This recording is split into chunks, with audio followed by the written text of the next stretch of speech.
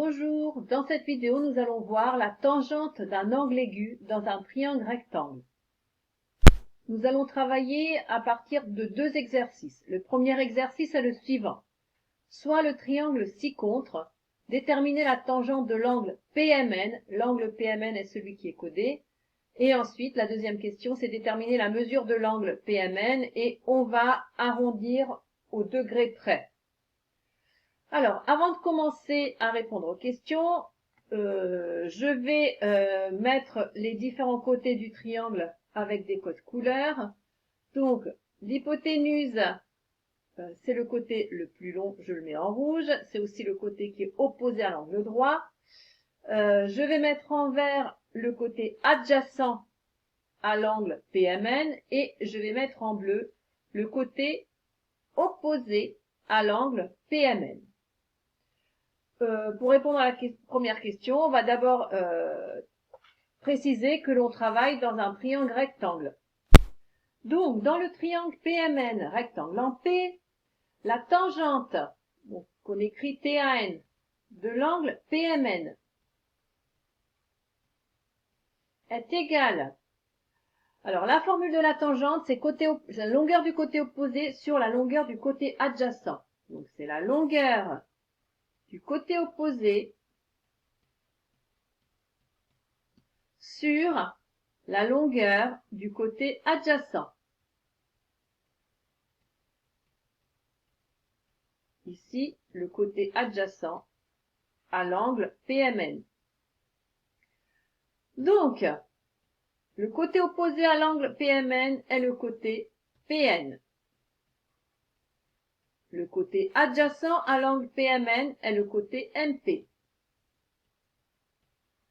On sait que PN est égal à 7 et que MP est égal à 4. Donc la tangente de l'angle PMN est égale à 7 quarts. Je peux très bien mettre la valeur en écriture décimale. Donc ça, c'est égal à 1,75. C'est une valeur exacte. Dans la question 2, on nous demande de déterminer la mesure de l'angle PMN. Pour déterminer la mesure de l'angle PMN, on va utiliser la valeur de la tangente de l'angle PMN. Donc, l'angle PMN est égal à l'arc tangente de 1,75 à l'arc tangente de la tangente. Et ça, on le tape sur la calculatrice.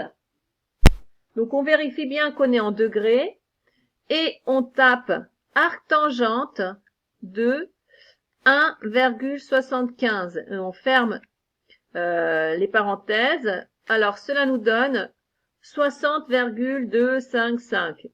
Et avec une infinité de chiffres après la virgule. Voilà, comme ça on voit mieux. Comme on va arrondir au degré près, c'est environ égal à 60.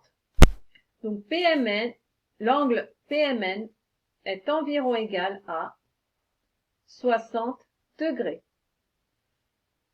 On va maintenant voir un deuxième exemple. Alors l'exemple est le suivant, soit le triangle ci-contre, on nous demande de déterminer la longueur JL et là on va déterminer au millimètre près. Alors, avant de commencer, je vais mettre les codes couleurs. Donc, l'hypoténuse en rouge. Le côté adjacent à l'angle, ici, LKJ, c'est le seul angle qu'on connaît, à part l'angle droit, mais l'angle droit, on ne fait pas de cosinus, sinus et tangente. Donc, le côté adjacent à l'angle LKJ en vert et le côté opposé à l'angle LKJ en bleu. Donc, dans cet exercice, on nous demande de déterminer le côté bleu, le côté JL. On nous donne un angle et le côté adjacent à cet angle et on veut le côté opposé à cet angle. Donc, pour cela, on va choisir la formule de la tangente puisque on connaît l'angle, on connaît le côté adjacent et on nous demande le côté opposé. Donc, nous, on sait que on travaille dans le triangle